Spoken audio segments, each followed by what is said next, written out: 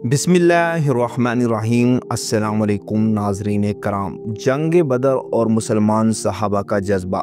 मक्का के काफरों ने मुसलमानों पर सख्त जुल्म किए। वो इनके माल जान पर हमले करते, इस्लामी तालीमात को रोकने की कोशिश करते और इन पर सख्त पाबंदियाँ लगाते। आखिरकार हज़रत मुहम्मद सल्लल्लाहु अलैहि वसल्लम और मुसलमानों ने मक्का छोड़कर मदीना हिजरत की। मदीना में मुसलमानों की तादाद और ताकत भी कम थी और मक्का के कुरैश इस नए गिरोह को ख़त्म करने के लिए साजिशें कर रहे थे। मक्का का तिजारती काफ़िला और मुसलमानों का मंसूबा। मक्का के कुरैश का एक बड़ा तिजारती काफ़िला शाम की तरफ जा रहा था, जिसकी क़यादत अबू सुफियान कर रहा था। ये काफ़िला कुरैश की दौलत का बड़ा हिस्सा था। मुसलमानों ने फैसला किया कि इस काफ़िले को रोककर कब्ज़ा किया जाए ताकि मक्का वालों को नुकसान पहुँचे और इनका माली सरमाया मुतासिर हो। इसके साथ साथ मुसलमानों को भी लूटे गए माल की वापसी का मौका मिले। मुसलमानों की तैयारी। हज़रत मुहम्मद सल्लल्लाहु अलैहि वसल्लम ने 313 सहाबा कराम को तैयार किया। इनमें 70 ऊँट, 2 घोड़े और हथियार कम थे। मुसलमानों का इरादा जंग लड़ने का बिल्कुल भी नहीं था, बल्कि तिजारती काफ़िले को रोकने का था। इसलिए वो इतनी बड़ी जंग की तवक्को नहीं कर रहे थे। काफ़िले ने रास्ता कैसे बदला। अबू सुफियान को मुसलमानों के मंसूबे का पता चल गया। इसने काफ़िले का रास्ता बदल कर एक मुख्तलिफ रास्ते से मक्का वापस जाना शुरू किया ताकि मुसलमानों से बच सके। कुरैश का लश्कर मदीना की तरफ रवाना। अबू जहल और दीगर सरदारों ने मुसलमानों को सबक सिखाने के लिए 1000 अफराद का लश्कर तैयार किया। इनमें 100 घोड़े, 700 ऊँट और भारी हथियार शामिल थे। मुसलमानों का बदर की तरफ जाना। जब मुसलमानों को मालूम हुआ कि काफ़िला बच गया है लेकिन कुरैश लश्कर भी आ रहा है, तो हज़रत मुहम्मद सल्लल्लाहु अलैहि वसल्लम ने अपने 313 सहाबा के साथ बदर की तरफ रवाना हो गए ताकि दिफा किया जा सके। बदर का मकाम और हिकमत अमली क्या थी। बदर एक तारीख़ी मकाम है जहाँ पानी के चंद कुएँ थे।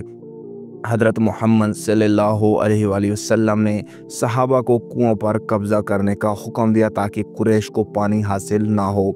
ये हिकमत अमली इंतहाई मुअस्सर साबित हुई, क्योंकि पानी की कमी से कुरैश के सिपाहियों की ताकत मुतासिर हुई। रात की दुआ और तैयारी। रात को रसूल पाक सल्लल्लाहु अलैहि वसल्लम दरख्त के नीचे खड़े होकर मुसलसल अल्लाह से दुआ करते रहे कि आज अगर ये 313 सहाबा शहीद हो गए तो अल्लाह ताला का नाम लेने वाला ज़मीन पर कोई ना बचेगा। ये दुआ मुसलमानों के ईमान की गवाही थी और अल्लाह की मदद की नवीद भी। जंग का आगाज़ सुबह होते ही शुरू हो गया। जंग से पहले 3 मारूफ कुरैशी सरदार उतबा, शेबा और वलीद बिन उतबा मैदान में आए। इनका मुकाबला हज़रत हमज़ा रज़ियल्लाहु ताला अन्हो, हज़रत अली रज़ियल्लाहु ताला अन्हो और हज़रत उबैदा रज़ियल्लाहु ताला अन्हो ने किया। तीनों के तीनों कुफ़ार सरदार मारे गए। उतबा, शेबा और वलीद बिन उतबा वो तीनों मारे गए। दोनों लश्कर एक दूसरे के सामने आए। कुरैश की तादाद और हथियार मुसलमानों से ज़्यादा थे, लेकिन मुसलमानों का ईमान मजबूत था। अल्लाह की मदद और फरिश्तों का नज़ूल कैसे हुआ। अल्लाह ताला ने कुरान में इस जंग का जिक्र किया और फरमाया कि इस दिन अल्लाह ने मुसलमानों की मदद के लिए फरिश्ते भेजे। ये गैबी मदद मुसलमानों की फ़तह की वजह बनी। जंग का इख्तिताम और नताइज कुछ यूँ थे। मुसलमानों ने 70 कुरैशियों को हलाक किया, जिनमें अबू जहल भी शामिल था। मुसलमानों के 14 सहाबा शहीद हुए, कैदी बनाए गए, जिनके साथ अच्छा सलूक किया गया। 70 मुसलमानों को फ़तह नसीब हुई, जिससे इनका हौसला बुलंद हुआ। ग़ज़वा बदर की अहमियत कुछ यूँ है। ये जंग इस्लाम की तारीख़ का पहला मार्का था जिसमें हक़ की फ़तह हुई। इसने इस्लाम को एक मजबूत बुनियाद दी और दुश्मनों को इबरत दिलाई।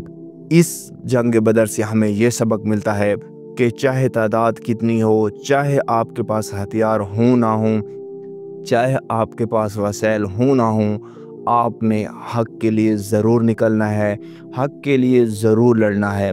اللہ پاک فلسطین پر اپنا رحم عطا کرے، اور جتنے بھی ہمارے مسلمان حکمران ہیں ان کو اللہ پاک کوئی توفیق عطا کرے تاکہ وہ آ کے فرنٹ لائن پہ فلسطین کا ساتھ دیں اور اسرائیل جیسے گندے غلیظ ملک کو دنیا کے نقشوں سے مٹا دیں۔